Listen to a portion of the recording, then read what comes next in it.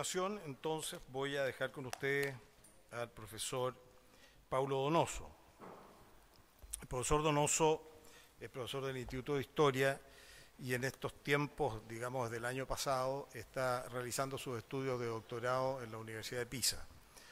Trabaja con el profesor Salmeri y, me imagino yo, con alguna beca extra, vino de viaje a Chile a presentar su trabajo, que tiene por título La historiografía en tiempos de crisis, el proceso contra Cremusio Cordo. Dejo con ustedes entonces a Pablo.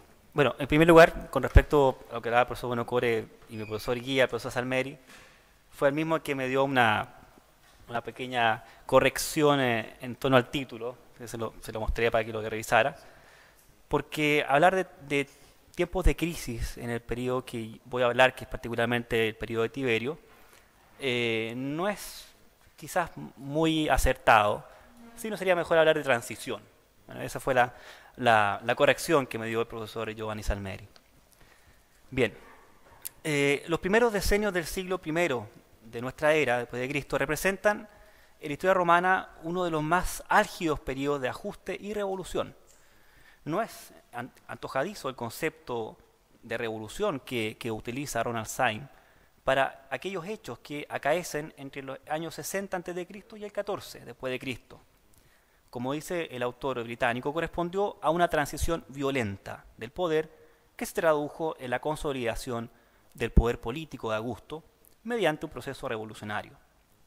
La intriga, la persecución y la obsesión por el poder absoluto enceguecieron a los sucesores de Octavio Augusto, quien bajo el manto de la denominada Pax Romana atenuó las profundas heridas que dejó la guerra civil precedente. Se puede decir entonces que existe un antes y un después en este ordenamiento del engranaje imperial. Y en este punto medio vendría a ser Tiberio Claudio, el segundo emperador de Roma, sobre quienes los historiadores de la antigüedad escribieron ya sea para apologizarlo como para ensombrecer su legado. Esta exposición no será particularmente sobre Tiberio, sino un hecho muy puntual que tres historiadores rescataron en sus obras, a saber Tácito, Suetonio y Dion Casio. Nos referimos al proceso judicial en contra del senador e historiador Cremusio Cordo. El régimen de Tiberio, que ha sido ampliamente descrito por Tácito, Velleio Patérculo, Suetonio y Plutarco, representa un hito en la creación de un régimen dinástico que Syme califica presididos por la dynamis y la tige, la fuerza y el poder. Los historiadores y biógrafos ya mencionados indican que la personalidad del emperador fue la que decidió el curso de la mayoría de sus acciones, y junto a ello la corte imperial que lo circundaba influyó de manera decisiva en los desafortunados eventos que pervivieron por siglos y que marcaron profundamente el periodo de Tiberio. Pero también es justo decir que el gobierno de Tiberio también fue un periodo de transición y una especie de ralentamiento, tomando en cuenta que precisamente fue Augusto, el romano, que extendió mayormente los confines del imperio con el estado de guerra, lo que se hablaba esta mañana con el profesor Villalobos, ¿no? Augusto quizás fue el que hizo más la guerra en todo el periodo imperial. Corriendo el riesgo de tomar partido, cosa que los historiadores siempre van a hacer, digamos, en el sentido de tomar un personaje, es posible que Tácito describe con una mayor precisión esta era de Tiberio, aun cuando se sabe que su animadversión hacia él era bastante profunda y pública. Bien, el escenario del personaje en cuestión, Cremusio Cordo, es la ciudad de Roma, sometida a la más absoluta desconfianza debido a la perversa labor de los agentes de Sellano, Elio Sellano, el prefecto del pretorio de Tiberio, los cuales actuaban como delatores y acusadores en contra de quienes podían ser eventuales opositores al régimen. Este aspecto ha sido trabajado ampliamente por Stephen Ratcliffe, Imperial Inquisition, Prosecutor and Informant, From Tiberius to Domitian, y Frederick Kramer, Book Burning and Censorship, A Chapter for the History of Freedom of Speech. Ambos libros utilizan el anacrónico concepto de Inquisición para describir el clima de persecución política que existía en Roma, mientras que el segundo autor habla de los juicios políticos de la lesa majestad o la lex majestatis, que hablaremos más adelante, como los autos de fe masivos, famosos en el siglo XV y XVI. Dos ideas que pretenden manifestar ampulosamente aquellos procesos judiciales, aun cuando estos conceptos resultan equívocos debido a la anacronía entre la Roma antigua y la Europa medieval y moderna. Bien, entrando en el tema de Cremusio Cordo, dice Tácito que, comillas, bajo el consulado de Cornelio Coso y de Asinio Agripa, Cremusio Cordo fue acusado de un delito nuevo y jamás oído hasta entonces. Esto lo vemos en los anales, en el libro cuarto. En el año 25 después de Cristo, Cremusio Cordo, senador, historiador romano, se defendió en el Senado de la acusación de traición literaria contenida, ya denominada Lex Majestatis. Los acusadores eran Satius Secundus y Pinarius Nata, reconocidos clientes del todopoderoso prefecto del pretorio, Helio Sellano. A pesar del cargo imputado bajo la mencionada ley, la causa verdadera era la hostilidad de Sellano hacia Cordo. En el Senado, según relata Tácito, estaba también presente el emperador Tiberio. Sabemos también que Tácito desea generar un ambiente de tensión, cosa que puede haber sido también ficticio, ¿no? No se sabe si Tiberio estuvo en el juicio. Pero tenemos la otra cara de la medalla, ¿no? Aludiendo un poco a lo que se dice la causa más verdadera, como habría dicho Tucídides, y son las palabras de Séneca. En De Consolatione ad Marciam, la famosa obra de las consolaciones a Marcia, que a punto era la hija de Cremusio Cordo, dice Séneca acerca de la causa real de la acusación a Cremusio Cordo: ponte delante de los ojos aquel período infelicísimo en el cual Sejano dio como donativo a tu padre a su cliente Satio Secondo. Sejano estaba encolerizado con él por una o dos bromas demasiado liberales, porque Cordo no pudo soportar en silencio que Sejano, sin haber conseguido una posesión, subiera por sí mismo por encima de nuestras cabezas. Sejano tuvo como obligación levantar una estatua para hacer en el teatro de Pompeyo, la cual, destruida por el fuego, César estaba reconstruyendo. Cordo exclamó que ese era el momento del fin para el teatro. Y bien, ¿no habría estallado indignación viendo que sobre las cenizas de un neo Pompeyo se había alzado un Sellano, y que en el edificio, el cual debía recordar un grandísimo general, se inmortalizaba a un soldado desleal? Estas son las palabras de Séneca, que muestran esta animadversión personal entre ambos personajes. Ahora bien, las fuentes que ya hemos mencionado, Tácito, Dion Casio y Suetonio, mencionan en muy breves palabras lo que fue este episodio durante el gobierno de Tiberio. Dice Tácito: Cremusio Cordo fue acusado de un delito nuevo y jamás oído hasta entonces, porque en sus anales, publicados en ese tiempo, había alabado a Marco Bruto y había llamado a Gayo Casio el último de los romanos. Esto lo dice en el libro cuarto de los Anales. Dion Casio, en sus historias, dice que Cremusio Cordo fue acusado de haber alabado a Casio y Bruto y de haber atacado al pueblo y al Senado. Por último, Suetonio, en la vida de Tiberio, menciona que se acusó a un poeta de haber cubierto de improperios a Agamenón en una tragedia, y a un historiador de haber dicho que Bruto y Casio habían sido los últimos romanos. Conociendo ya las fuentes que mencionan este episodio, es necesario también adentrarse un poco en la ley romana, particularmente la Lex Majestatis, y por qué se acusaban a ciertos personajes de delitos que resultaban ser un poco fuera de lo común, de los delitos ordinarios. En este sentido, el profesor italiano Mario Tilio Levi dice que el concepto de majestas últimamente ha llamado la atención de los estudiosos, y se ha llegado al consenso acerca de la opinión que majestas deriva etimológicamente de mayor, y tal sentido apela directamente a la Majestas Populi Romani.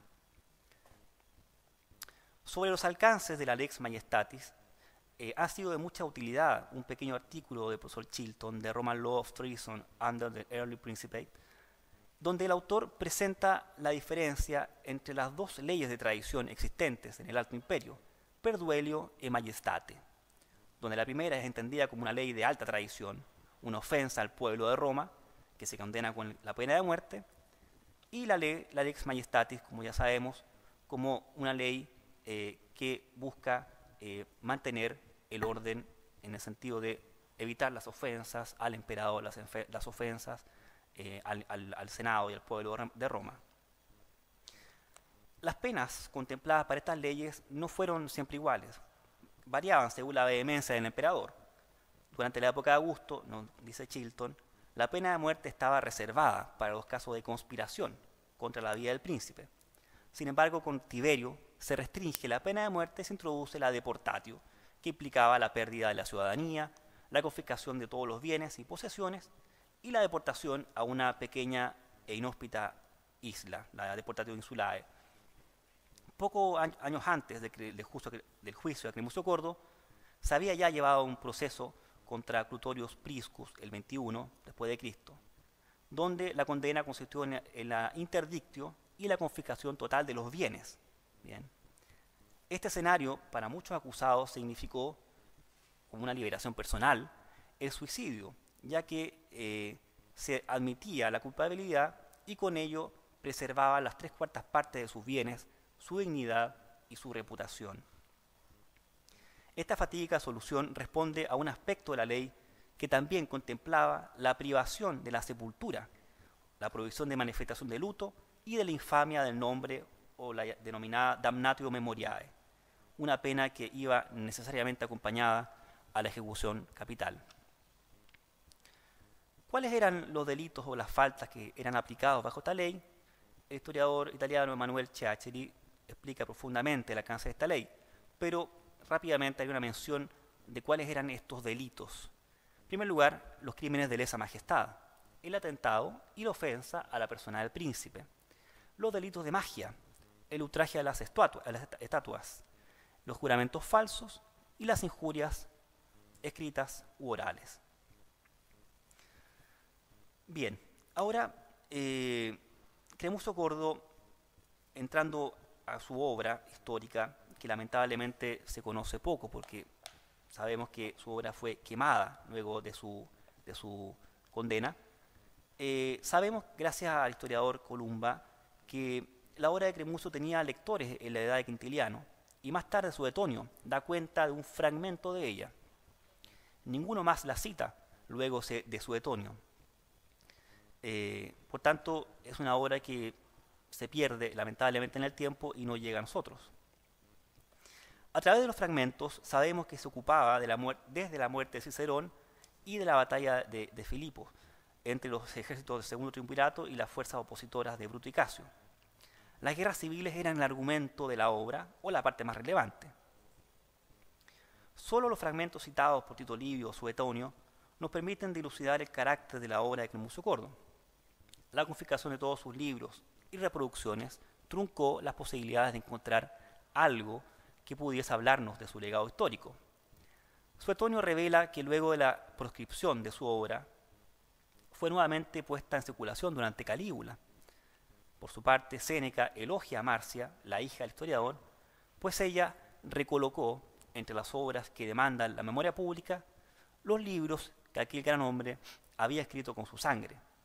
Dice Séneca a Marcia: has realizado un óptimo servicio a la literatura romana. Posteriormente, Ronald Syme sugiere entre sus notas el artículo de Kornemann, quien dice que apiano en las guerras civiles también habría tenido en cuenta la obra de Cremusio Cordo. Como se sabe, los fragmentos de Cordo abordaban hasta el año 43 a.C. El pasaje que según Kornemann Apiano tiene en cuenta dice: así murieron Casio y Bruto, los dos más nobles e ilustres romanos, y de incomparable virtud, solo por un crimen. La obra de Cremusio Cordo habría sido una importante fuente histórica para la reconstrucción de los acontecimientos narrados con posterioridad. La polémica del último de los romanos, otorgada a Casio, se encuentra también en Plutarco y Apiano. También el historiador contemporáneo Luciano Cánfora interpretó un posible pasaje de Quintiliano de Instituto de Oratoria, donde el autor, hablando de los grandes historiadores que ha tenido Roma, dice: «Esiste decora la gloria del nostro tempo, un uomo degno de la memoria dei secoli, un tempo rinomato, ora compreso». Este historiador, según Cánfora, podría haber sido perfectamente Tácito, Agrícola, Fabio Rústico o Cremusio Cordo. No se puede asumir que sea Cremusio Cordo, pero posiblemente por la forma de la alabanza que se da.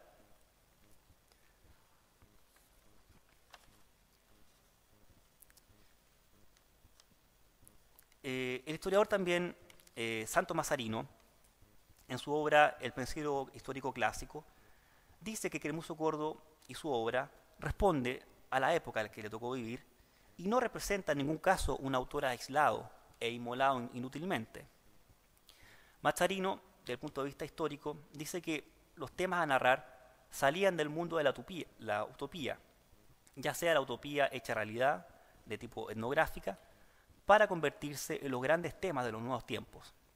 Por ejemplo, la pregunta ¿qué significaba la lucha por la libertad y la democracia que habían inducido a hombres como Bruto al asesinato del gran César? Esto llevó a autores como Tito Labieno, Cremusio Cordo, el mismo Tito Livio, a buscar respuestas en este episodio que quebró la historia romana, dándole una explicación personal de carácter analítico y social que pudiera entender, ¿no?, de manera racionalmente los nuevos tiempos que comenzaban a partir del Imperio de Augusto. Estos historiadores se detuvieron en el paradigmático episodio también de la muerte de Cicerón, elegido como un ejemplo de la crisis tardorepublicana. Mazarino recoge el relato de Cremusio Cordo de este episodio y realmente es sobrecogedor. La cita dice, comillas, «Fue visto Cicerón muerto por sus conciudadanos, muy distinto de como solían verlo. Ahí, donde había movido sus pasos, rodeado de una inmensa multitud, en los lugares donde poco antes había ilustrado con justísimas diatribas, las cuales habían salvado la cabeza de muchos. Ahí estaba ahora él, con sus miembros lacerados, con la cabeza colgándose adelante y su rostro empapado de sangre. Hasta hacía poco príncipe del Senado y gloria del nombre romano. Ahora era el premio pagado a su verdugo. Sin embargo, los pechos de la multitud explotaban en lágrimas y gemidos, sobre todo cuando vieron su mano derecha amarrada a la cabeza, ella, ministra de su divina elocuencia, y el asesinato de los demás fue causa de lutos privados, pero solo la de él, de luto público común. Cierre comillas. Resulta evidente que luego de las libertades aparentes existentes durante las históricas literarias de los primeros años del primer siglo, el panorama luego del 14 después de Cristo cambió dramáticamente. Desde Tiberio Nerón, la historiografía romana sufre un retroceso en cuanto a las temáticas elegidas por los historiadores. Luego del gigantesco testimonio legado por Tito Livio, que plasma la evolución histórica desde la leyenda troyana al apogeo de Pompeyo y el fin de la República, la segunda y siguientes generaciones volverán a las temáticas preimperiales, otorgando espacio a la alabanza de los generales republicanos, las referencias a Catón y Cicerón como baluartes de ese pasado añorado en tiempos de crisis. Por un buen tiempo, los historiadores e intelectuales romanos consolarán su desilusión frente a la terrible realidad, apoyándose en el estoicismo de los antiguos padres.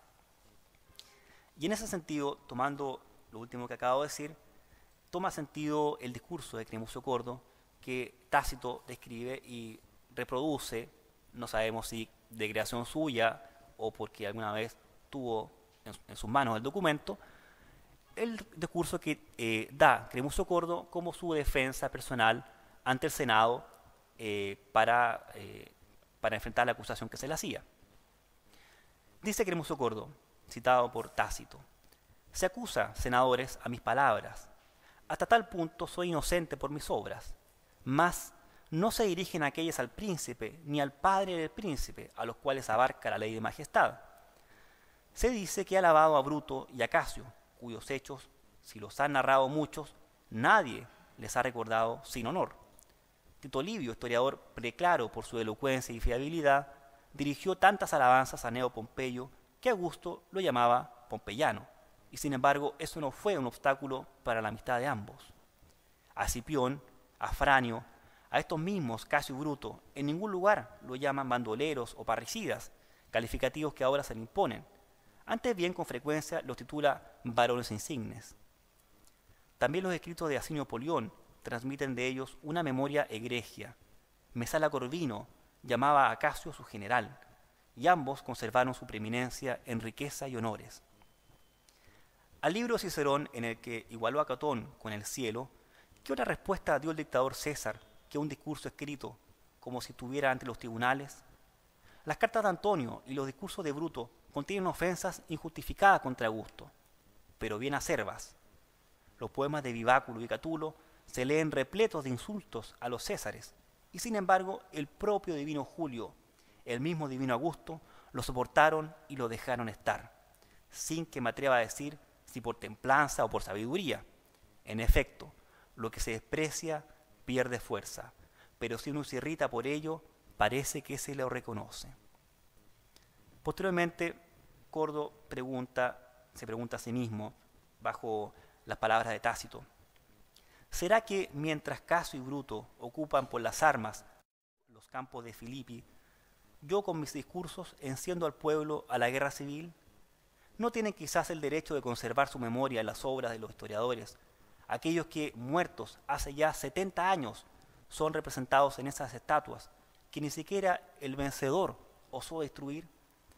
La posteridad le da a cada uno el honor que merece, y no faltarán aquellos que se recordarán no solo de Casio y Bruto, sino también de mí.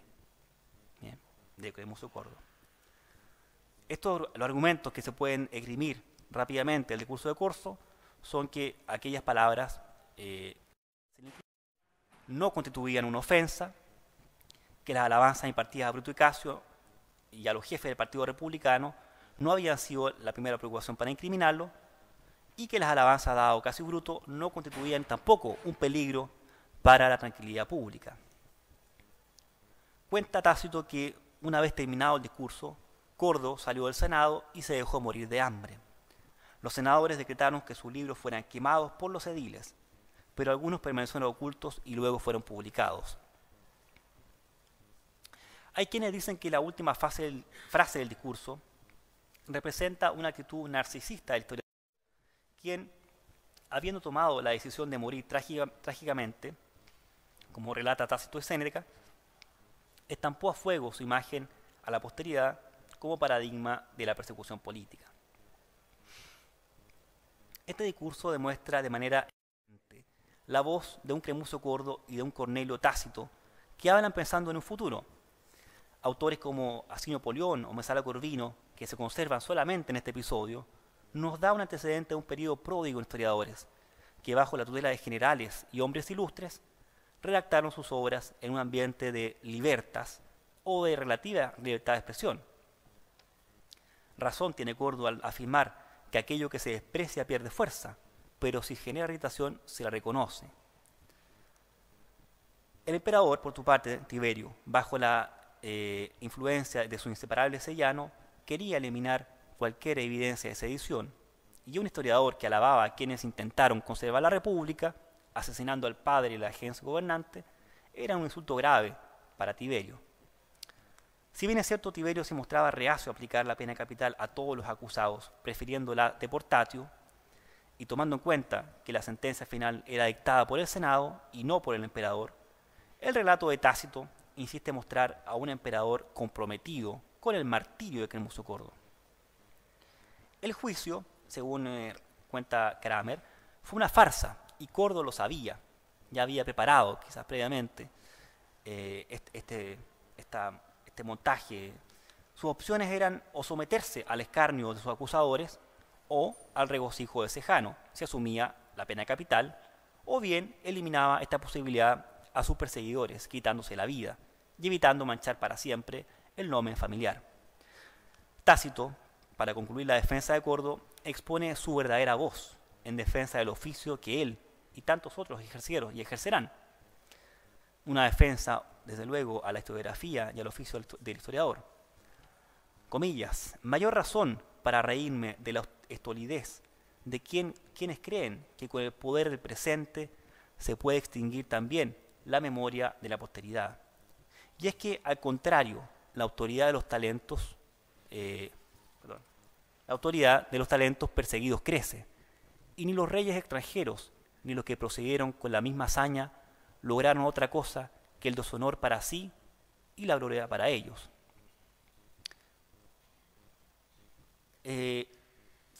Cremuso Cordo finalmente, como acabo de decir, según Tácito y Séneca, se deja morir de hambre, y la única fuente que nos retrata de manera precisa estos momentos historiador es Séneca en De Consolatione ad Marciam. En este diálogo, Séneca, haciendo uso del recurso de la consolación a Marcia, aprovecha algunas líneas para ensalzar la imagen de Cremuso Cordo, auténtico estoico y modelo de la historiografía republicana. Posteriormente, durante los convulsos años del reinado de Nerón, Séneca habría de vivir similares vicisitudes. De esta manera, la imagen de Cremuso Cordo pervivirá, pero no su obra. La vida y el discurso de Cordo testimonian un verdadero mensaje de aliento para los historiadores de la posteridad. Con el ejemplo de Cordo, la valentía, la automaterialización, por una causa absolutamente justa, Tácito nos habla a nosotros, y les habló también a los historiadores medievales y modernos. Si el poder se ensaña contra los hombres talentosos, acrecentarán su fama y los deseos de conocer su legado ecuánimamente. Tácito también le habla a los posteriores gobernantes.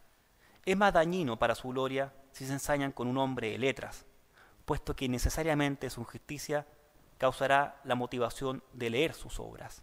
En cambio, si los hombres de poder permiten a los intelectuales ejercer su crítica y su talento, fomentando su trabajo y protegiendo su integridad, su gloria será mayor y posiblemente su régimen será recordado para siempre. Muchas gracias.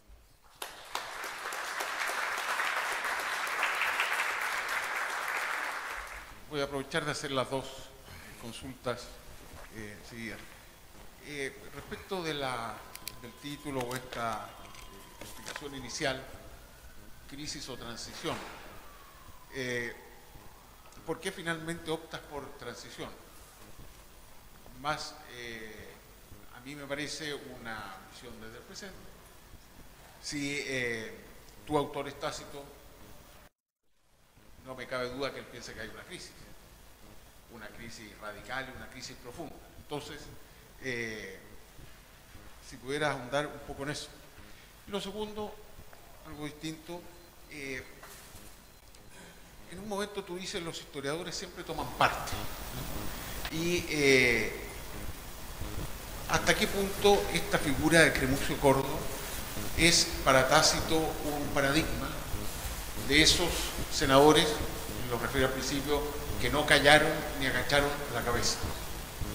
Entonces, Cremucio Cordo, en tu apreciación, y tú que veo todo lo que lo conoces, ¿es o hasta qué punto es un personaje? La primera pregunta, finalmente,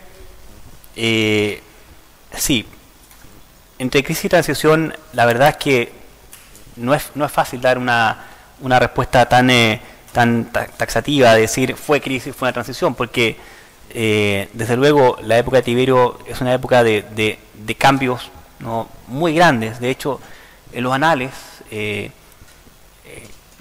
Tácito le da mucho espacio a la descripción del régimen de Tiberio, y es particularmente extraño o digamos sorprendente que los primeros años o los primeros de los 6 libros que relata Tácito a Tiberio, los primeros 3 libros muestran a un emperador muy condescendiente, un emperador que hace sus funciones de manera muy ordenada administrativamente, pero ya en los últimos 3 libros muestra a este emperador que entra en un proceso de decadencia personal, con una moralidad cuestionable, y con una descripción que escandaliza, ¿no?, estos actos de Tiberio, ya sea por lo sanguinario que era, como por su vida privada. Entonces, el mismo historiador Tácito, él mismo no se pone de acuerdo en el sentido de cuál es el Tiberio que quiere mostrar en este periodo, ¿no? ¿Cuál es el Tiberio que... Eso yo creo que al final es una decisión personal, desde el punto de vista que, conociendo las otras fuentes, que sabemos que hay fuentes que, como Patérculo, que muestran a un emperador mucho más amable de lo que el resto de las fuentes pretenden demostrar. Personalmente creo que es un periodo de transición por lo que representa la fuerte impronta de Augusto y lo que viene después, ¿no? Eso es primera parte. Y segundo lugar, el historiador siempre toma parte, creo que no solo a la antigüedad, es una constante que se da hasta el día de hoy, y eso no se puede negar. Un historiador que no toma parte, aunque sea de una mínima porción, no es un historiador, es un cronista. No sé, creo que hay un tema del oficio. Y segundo, fue un personaje para Tácito, Cremusio Cordo,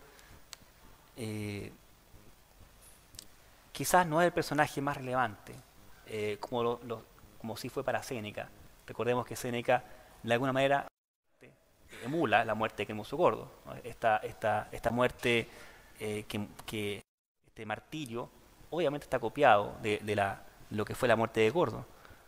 Pero para Tácito es básicamente la utilización de un personaje, ¿no?, que no tiene gran reconocimiento en el mundo, en toda su gran obra, para dar o filtrar de manera soterrada un discurso político, que era la libertad de expresión.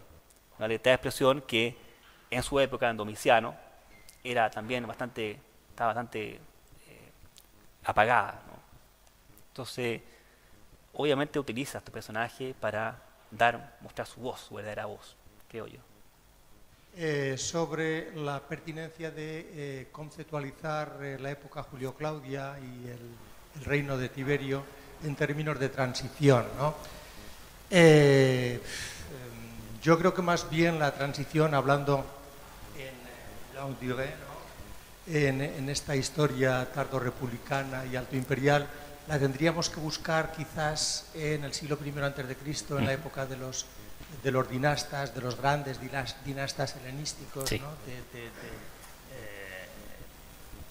bueno, a partir de Sila y los grandes imperadores, que son realmente los que están liquidando el régimen de la Res Publica, porque ni siquiera el régimen augusteo pues, podría considerarse.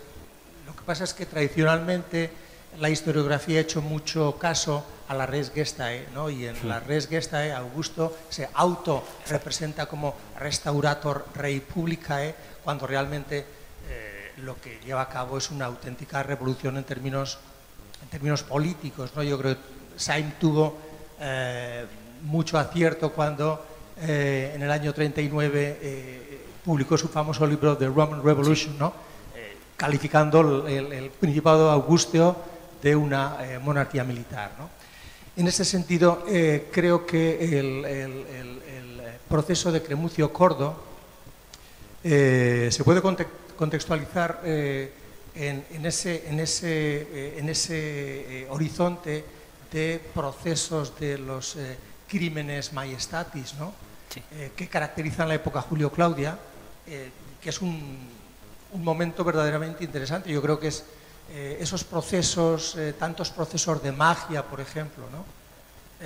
¿Por qué surgen tantas acusaciones de magia? Pues porque a todo el opositor político, a todo el republicano, ¿no?, a todo el que añora la república, se le acusa de magia, porque en estos momentos se está construyendo una imagen, un antisistema, ¿no?, basado en la otredad, basado en el parto. La magia es originaria de Oriente. Del mundo de los partos, Y yo creo que estamos en un cambio de paradigma cultural, ¿no? Y en estos cambios de paradigma cultural, estos procesos son extraordinariamente interesantes.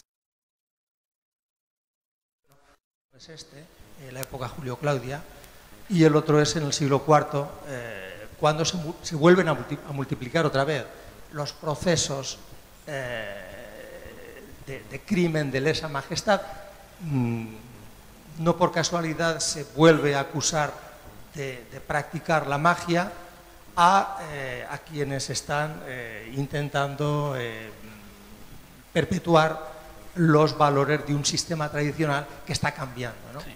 Entonces yo creo que el proceso de Cremucio Cordo es una de las variantes de un fenómeno extraordinariamente interesante, que es el de la satanización del oponente político a través de...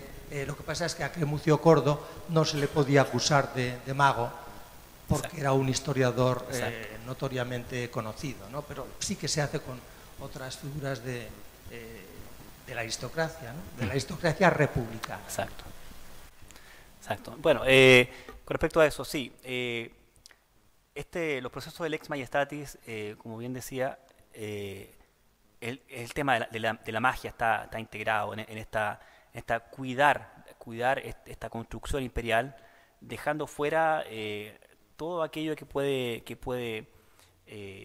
digamos, desviar la atención de la religión del Estado, desviar la atención de la ley del Estado, desviar la atención del poder del emperador.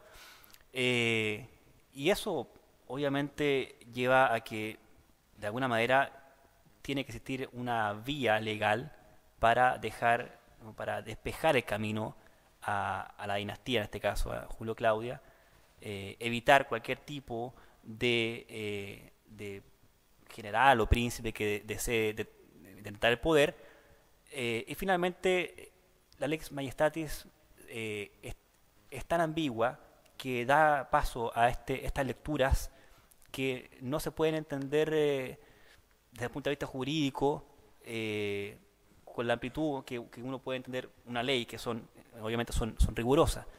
Obviamente están abiertas al arbitrio de alguien que desee eliminar a un opositor político, ¿no? Y es una excusa finalmente. En este caso, el que da con el proceso y que da con la palabra justa, clave, es Séneca, ¿no? Diciendo, el problema era Sellano, no era que había ofendido Cremucio Cordo a Bruto y ¿cómo se llama? Al emperador Tiberio. Era Sellano, ¿no? Una rivalidad entre él, una ofensa que él había recibido y quería cobrar venganza. Bueno, eso. Sacralización de la figura de Cordo, no, porque aquí este es un juicio político. La religión, al menos en la fuente, no en ningún caso aparece un problema de lecturas sagradas o lecturas, no. Es solamente, como decía anteriormente, Tácito saca, digamos, a la palestra este personaje con el fin de dar un discurso que defienda la libertad de expresión, pues condenar a los historiadores el rol que se merece en una sociedad que se ve, ¿no?, un poco asfixiada con un poder imperial que no permite que los hombres de letras no tengan su espacio, ¿bien? Como lo tuvieran los grandes autores latinos durante el periodo de Augusto, ¿bien? Esa es un poco lo que hace al menos Tácito, ¿bien? No es una sacralización ni una divinización de Cordo. Cordo es un personaje que no pasa, y si no fuera por Tácito conoceríamos mucho menos, ¿bien? No sé, es eso. Al parecer Cordo, y bueno, me vienen a la mente otros autores del periodo posteriores, por ejemplo Lucano, sí, representan claramente como una especie de republicanismo nostálgico, estamos todos más o menos claros en eso, pero que Tácito relata cómo es suprimido fácticamente en cada momento de los distintos periodos por los emperadores. ¿Hasta qué punto Tácito representa una encarnación de ese republicanismo nostálgico, no en el siglo I, sino que un poco más tardío? Claro. ¿Cuál es su impresión sobre eso? Bueno, según un historiador que no recuerdo en este momento el nombre, pero la cita es que Tácito se puede decir el último de los clásicos, aun cuando él pertenece a una era bastante tardía, de la época de Domiciano. Pero su forma de escribir, su forma de entender la historia, claramente está siguiendo la tradición de Tito Livio, siguiendo la tradición de aquellos que generaron estas grandes obras, ¿bien? Porque ya las obras históricas del periodo de Tácito tendían a ser mucho más monográficas, mucho más acotadas a periodos de batallas o personajes. Ya la biografía estaba en boga y Tácito continúa a escribir estas historias, estos anales que ya ni siquiera se conocían en ese periodo o ya tenían menos fama. ¿Bien? Es sacar, ¿no?, y poner en boga como dices tú, este republicanismo nostálgico, porque es la forma de refugiarse, ¿no?, dentro de una vida política que es inestable, que es contraria a lo que buscan estos historiadores. ¿Bien? También hay Sí. una construcción discursiva que no necesariamente coincide, digamos, realmente con la historia republicana como tal, ¿no? Sí, claro. Digo, esa libertad de expresión también es proyección al pasado de un deseo. Sí, sí, sí. No, y de hecho el mismo Tácito, claro. Tenido en cuenta esos dos niveles de lectura en la obra historiográfica. Claro. Porque entonces el caso aludido resulta funcional en realidad para la expresión, ¿no es cierto? Más que un caso verídico que realmente haya, digamos, tenemos motivos para la selección de ese caso. Exacto, exacto. Bueno, si bien decía, si no fuera por las obras de Dion Casio, por Séneca, por Suetonio, claramente podríamos pensar que fue una creación artificial para un uso político, personal de Tácito, exactamente. Sí. No sé ocupar mucho el micrófono, pero bueno, espero ser conciso. La pregunta es como súper simple. Es más bien a lo último que usted se refiere a como la proyección histórica el rol del historiador. Cuando usted habla de como la mente y el devenir histórico, como decía Marc Bloch, el sujeto absoluto, que de repente se le puede decir como la dimensión de la proyección histórica. Entonces mi pregunta más bien, la primera pregunta va a que si estamos hablando como la cuna de la crítica histórica, de como al fin el rol del paradigma o de la disputa de repente intelectual que se ha tenido entre historia como ciencia, arte o disciplina, y también dar como también el tipo de como proyección histórica que se puede dar hoy en día, como cuando usted habla de magia, como una de como los juicios que se le puede dar dentro de la ley o antiguamente, si bien no me manejo muy bien en eso, pero quiero referirme a si hoy se puede proyectar o si se puede plasmar, que yo sí lo siento así y quiero como, es mi consulta. Y lo último, claro, la proyección histórica también de los problemas, en realidad, de la liberación del ser histórico, en realidad. Como la proyección o también como el ser absoluto, como decía Marc Bloch, o también me acuerdo mucho de algunas frases del trabajo que hacía como en las primeras 100 páginas de Collingwood, cuando se habla de Tácito y bla bla, que es como el tema... Se apagó. Ahí sí. De la crítica histórica, hay el mismo Tácito en los anales y también en las historias, cuando en su prólogo personal, cuando escribe, redacta su historia, él dice que esta historia él escribe con un fin de legar al futuro aquellos hechos del pasado que pudo recopilar a partir de la información que tenía, pero agregando una cosa que muchos historiadores antes no se preocuparon de agregar, que él no buscaba generar o escribir con ni odio. Por tanto, su obra no pretende demonizar personas, no pretende demonizar periodos, solamente pretende relatar un hecho histórico. ¿Bien? Si bien es cierto, los juicios, obviamente, con el caso de Tiberio, nos damos cuenta de que sí hay un odio y hay un cono, o hay al menos una crítica muy alta, muy, muy fuerte con respecto a otros historiadores. Pero al menos ese de los primeros historiadores clásicos latinos que se pone esta idea de decir, bueno, esta historia tiene que ser lo más limpia posible de críticas que puedan ensuciar, ¿no? Los hechos reales. Sí. No. Claro, esta lex Majestas es una lex que ya existía en la República, no nace ahora, en el periodo de Tiberio, existía desde antes.